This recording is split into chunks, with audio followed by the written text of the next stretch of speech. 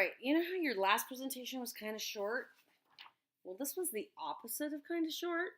It's not super long. It's not the longest one we've ever done, but it's not short. So take some good notes. This will help you a lot on your essay test and for the discussion in class next week. So let's get started on talking about urban America and a lot of the corruption that was going on in the country during the Gilded Age. Between 1860 and 1900, the United States population grew from about 6 million to 44 million. The majority were living in urban areas by this time.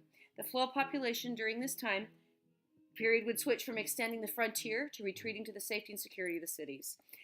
Technology such as cheaper steel, elevators, and steam radiators allowed for urban dwellers to live more compactly than they ever had before. Citizens who immigrated from rural communities to the cities usually traded one set of problems for another. Unregulated urban growth created immense problems like in sanitation, in healthcare, in mortality rates in the cities were exceptionally high. City dwellers overwhelmed what sanitation systems the cities had installed. Sewage flowed freely in the streets, and access to clean water was a problem. Cholera, yellow fever, and typhoid ravaged the population. At the end of the 19th century, a drive to reform urban sanitation systems succeeded in banning animals from the cities, building separate water and sewer systems, and establishing trash collection services. So you can see in this picture just the filthy conditions that people were living in. You can look at what all the garbage that's piled up on that truck and how there are kids playing in the streets. They didn't make the connection between sanitation and disease. For some reason, it's hard for us to understand in this time period, how the time period we live in, how people couldn't understand that filthy equals disease, but they really didn't. The growth of the cities overwhelmed local governments, which were often fragmented and poorly staffed. This allowed for the rise of the political boss and urban political machines, which specialized in helping those who needed assistance for a price, be it a vote or an economic kickback. We'll talk about that a little bit later in the presentation. America had long depended on immigration to fuel its industrial power. The tide of immigration rose from just under 3 million in the 1870s to more than 5 million in the 1880s, then fell to a little over 3.5 million during the Depression decade of the 1890s, and rose again to a high water mark of almost 9 million a year around the turn of the century. Excuse me. Now, in the Second Industrial Revolution, it welcomed such large numbers of immigrants through its gates that by 1900, about 30% of the residents in major U.S. cities were foreign-born. Excuse me. I'm allergic to the month of February, and it's almost February, so my allergies are starting. I apologize. It will not be the first time you hear me sneeze, or the last time you hear me sneeze, I'm sure. Most of these immigrants were from Europe. They came through Ellis Island, which was on the East Coast.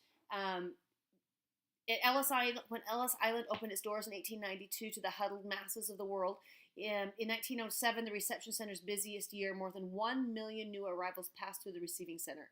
So in a year, 1 million people went through Ellis Island, and averaging about 5,000 per day.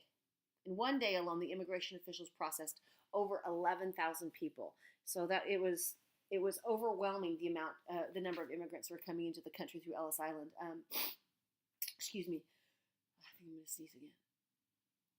No, I don't think I'm going to. All right.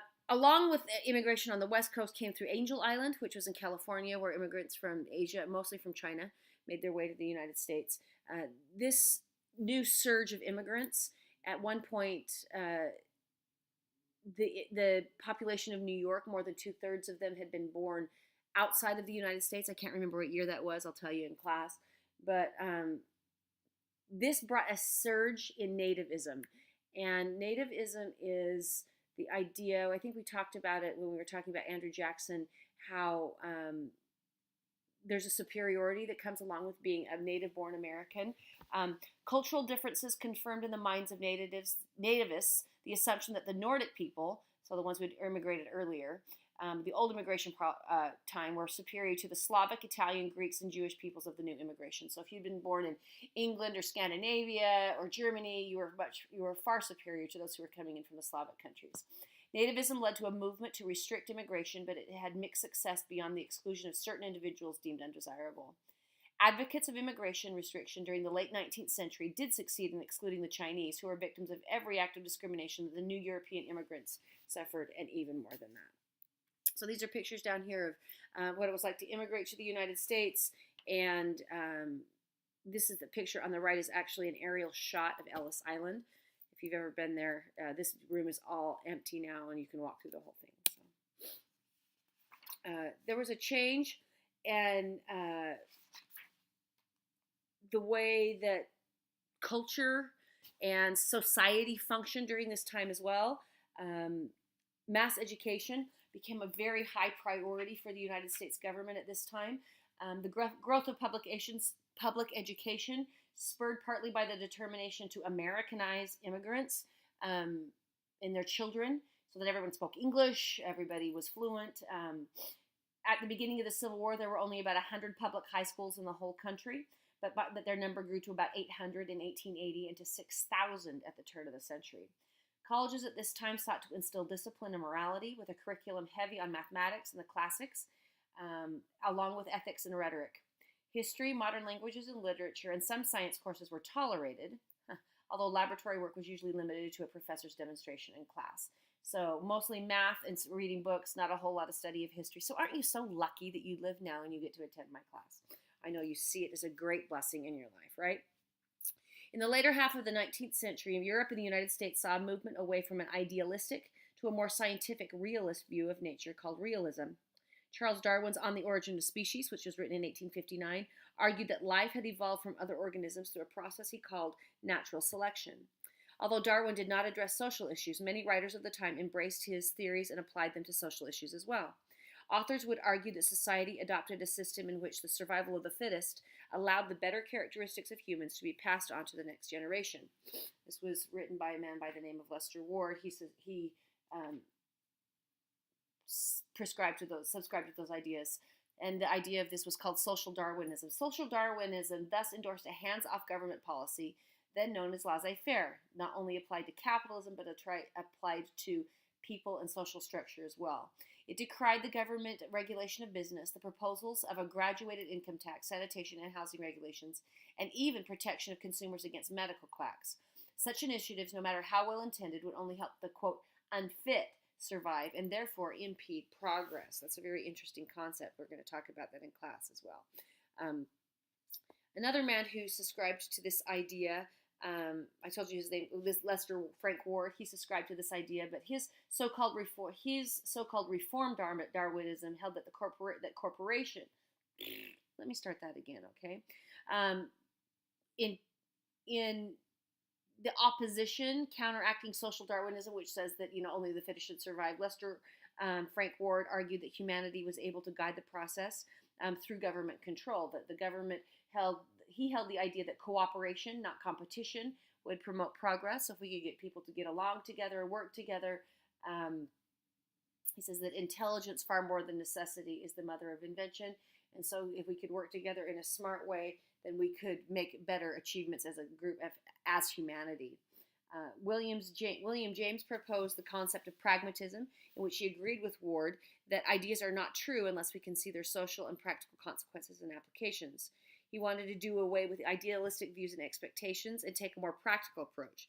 His idea was, we can say that this in theory works, but I need to see it in order to believe it. And that was his philosophy. Many writers of this new era were outraged at the conditions in which many Americans were forced to live. Their works reflect their desires to improve the lives of everyday Americans who they believe were being subverted by the wealthy. The writers that at this time that we've got Samuel Langhorne Clemens, who's actually also known as Mark Twain. He was a transitional figure between Romanticism and realism. He was a full-time author and a hilarious lecturer. People, would just want to go listen to him speak because he was so funny. Stephen Crane wrote The Red Badge of Courage. I don't know how many of you read that, but it portrayed people in environments that were beyond their control. We've got the Jack London, who was also an author. I don't know if you've read The Call of the Wild. That was a classic that I had to read when I was in elementary school, all about the life of a sled dog up in Alaska. So we have all of these ideas of what life is really like instead of this romantic, how wonderful and fantastic life could be. It's more how rough it could be and how we can accept how hard circumstances in life get. Groups such as the Salvation Army and the YMCA took hold in the cities and began to do the work many believed necessary to provide for the poor and the neglected. Many reformers of the church feared Christianity was losing its influence in the cities. Clergy began to preach what became known as the, quote, social gospel.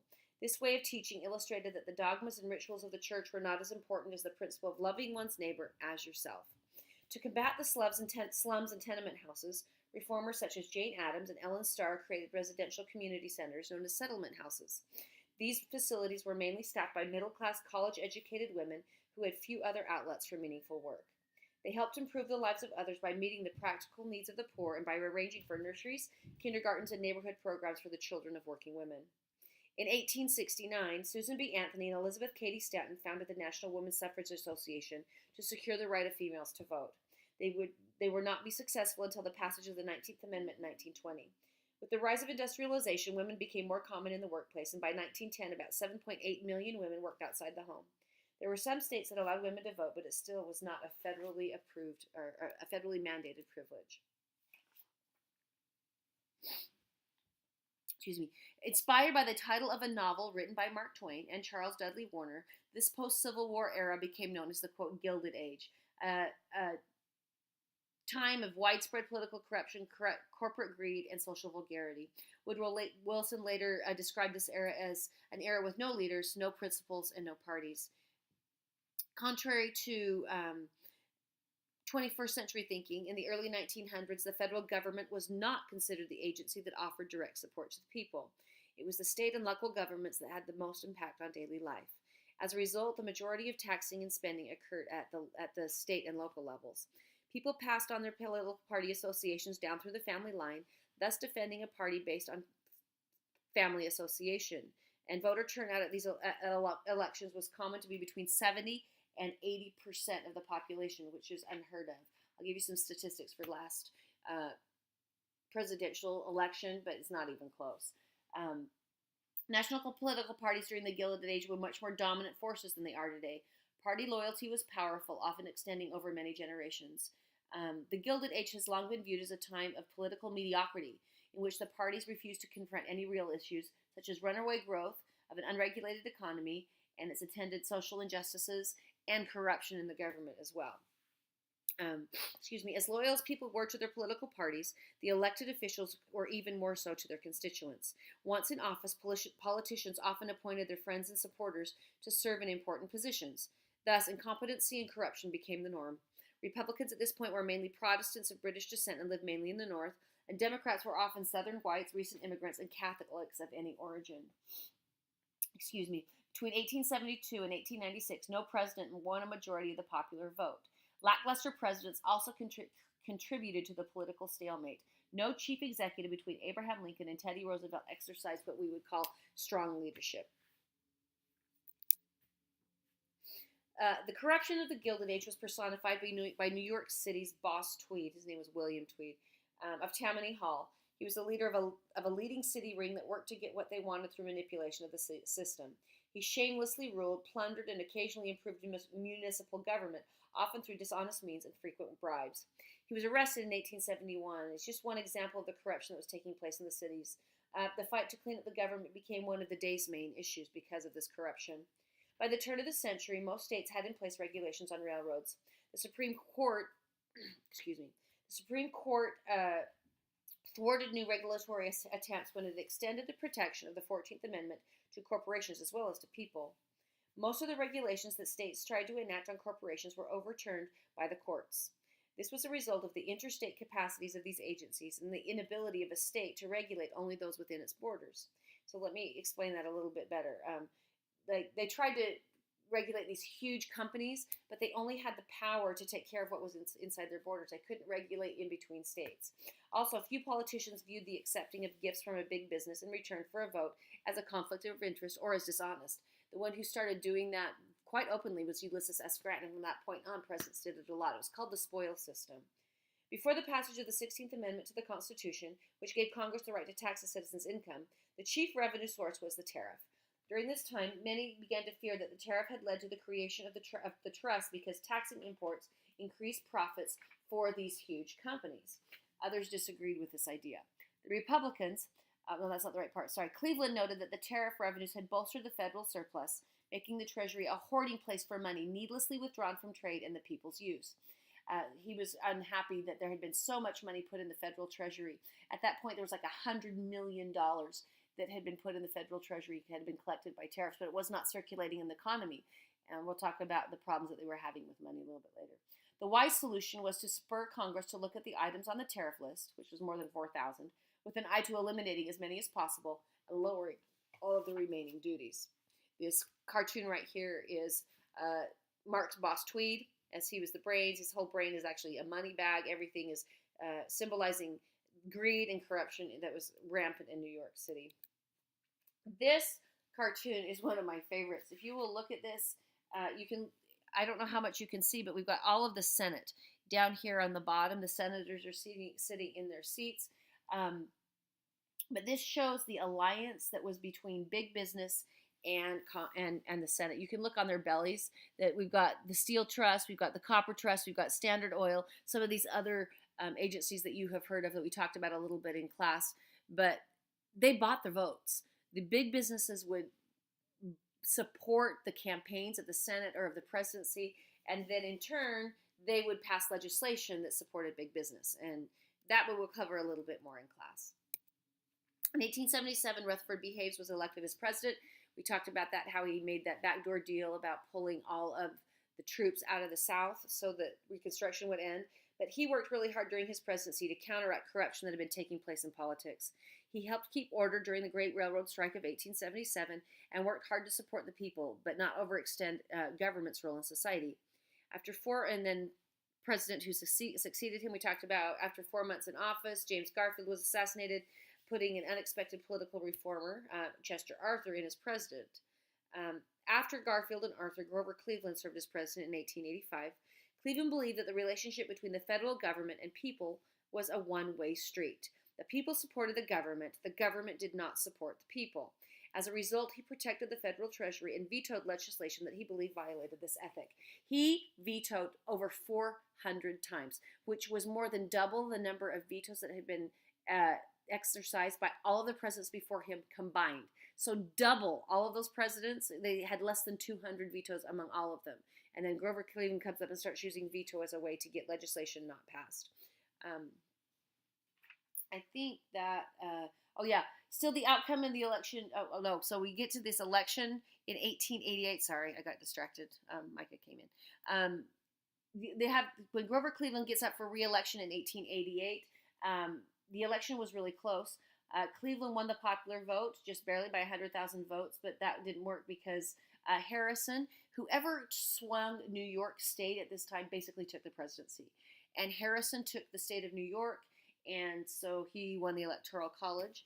This was the time where the Republicans started calling themselves the Grand Old Party. They now call themselves the GOP. It's because they'd been around for so long, and they were basically invincible. I told you that we had so many Republican presidents from Lincoln all the way until FDR. We only had 2 Democrats in between there. The Gilded Age marked a crisis with farming and the agrarian way of life in America. Farming communities began to face a crisis. As an economic depression loomed, farmers' debts began to rise as the prices of their crops plummeted. Farm prices dropped in the world markets because the world markets started producing more food and they started importing some of that. High tariffs would raise the prices on manufactured goods needed to farm. If it were seeds or equipment, if it was coming from another country, it made it difficult for the farmers to purchase that equipment. The tariff also made it hard for foreign buyers to purchase American crops. So because their products coming into the United States, they had to pay to get them here, it was very unlikely or made it less likely that a foreign purchaser would buy American products. And there were a lot of problems with the railroad rates, would not allow transportation without them, the farmers paying a high transportation rate, so goods would often spoil between the farm and the market, and there were a lot of complications. There were some other problems with the farmers as well that aren't on here. A couple of them were drought, issues with the money, and how there was not enough money in circulation for them to pay off their debts. We'll talk about that more in class. Sorry, I didn't mean to go ahead. After the Civil War, farmers noted a downward spiral in the prices of their crops as domestic overproduction and increasing international competition cut into their market. The farmers first blamed the railroads, which charged whatever the market would bear to haul produce. There was very little room to bargain. Farmers continued to pay double taxes on their produce shipped overseas because the tariffs affected the imports, which I just explained to you, and then affected their exports.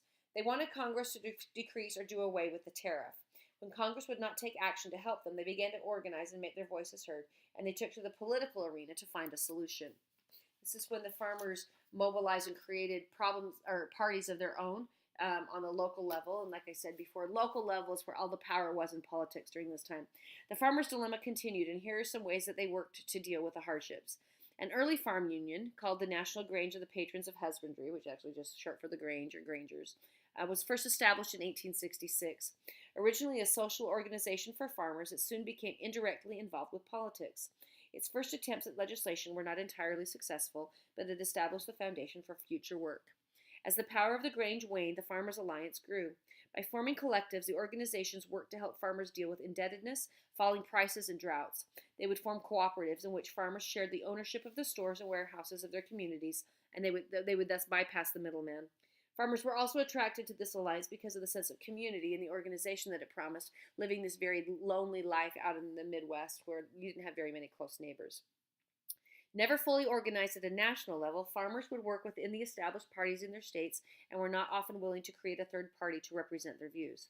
Farmers were more successful in the South, where they refused to leave the Democrat Party and were able to win several positions at the state and federal level. In 1892, an association of farmers, laborers, and reform groups organized the People's Party, also known as the Populist Party. Their platform included a nationalization of the railroad and telephone and telegraph lines so that they could get their goods to market faster and communicate better from their rural places. They did not want any land ownership if you were not a citizen. It was this nativist movement against the immigrants. They also voted for an 8-hour workday. Populists believed that God was on their side and that they were often doing his work. Many evangelical churches sponsored populist rallies. In that year's election, President Harrison again faced Grover Cleveland, and both faced the populist candidate James Weaver. Cleveland won the popular and electoral votes, and the Populist Party never really won a federal election. They didn't, like I said before, they didn't really organize on the federal level very well. This is a political lobbying ad to show the importance of farmers in society. You can see, I feed you all, you're going to be speaking in front of Congress, or you're going to be a teacher, you're going to be a store manager, or you're going to be a soldier. I feed you, so you better listen to me and the problems that we're having and address a couple of them. The election of 1896 was between two political candidates, William Jennings Bryan, who was a Democrat, and William McKinley, who was a Republican. The main issue, this was one of the most contentious elections in all of history, and it was marked by a difference between the Silverites and the Goldbugs. The Silverites wanted, it wasn't a return to the silver standard, that's wrong. They wanted to add in the silver standard because there were so many states in the West who were mining silver, and that would help some of the money issues. And the gold bugs, which just means they were returning to the gold standard, which means all money had to be backed by gold. So the slide is wrong. They weren't returning to silver, they were returning to gold. Those were the two arguments. And the Great Depression not the Great Depression, but the Depression that had started in 1893 that lasted until 1898 was sparked by the failing of a British bank that had been backing some U.S. railroads, and a couple of the railroads went bankrupt, and it just spiraled. So this was a contentious election because politically, when the country is suffering, they blame the leaders and they want to change the leaders in hopes that they're going to be able to get something in place that will help them with their jobs. Most of the progressive policies promoted by the Bryan Democrats and Populists were dismissed as too radical and controversial in 1896. However, they would be implemented over the next 2 decades as his candidacy helped transform the Democratic Party into a party of progressive reform. And this lingers on into the 20th century, especially when we start talking about Woodrow Wilson, who we will talk about sooner than you think. In 1896, William McKinley defeated William Jennings Bryan, and this would not be the first time that Bryan will run for president. We'll talk about that in our next presentation as well. So I know that was long. I know it was a ton of information. We're going to talk about it more in depth in class, but this is just a little bit of the what to help get you to the why. Our class time will be spent discussing it all in depth, but I want you to think about these questions. What do you believe was the most pressing issue? Oh, that's not even good grammar. What do you believe were the most pressing issues of the Gilded Age? Man, I got some editing to do on this one. And why were those the most pressing issues? We've got issues we talked about in the South with Jim Crow laws. We've got issues in the West with the pushing of the natives onto reservations and railroads and farmers and cattlemen. We've got the issues of politics and social reform and economics and big business. There's so many issues that all come together in the Gilded Age that then need to be addressed. So let's think about that. What do you think are the most pressing issues? You might want to think about that in relation to your essay question that is coming up next week. I will see you in class. So take some good notes and have a good weekend.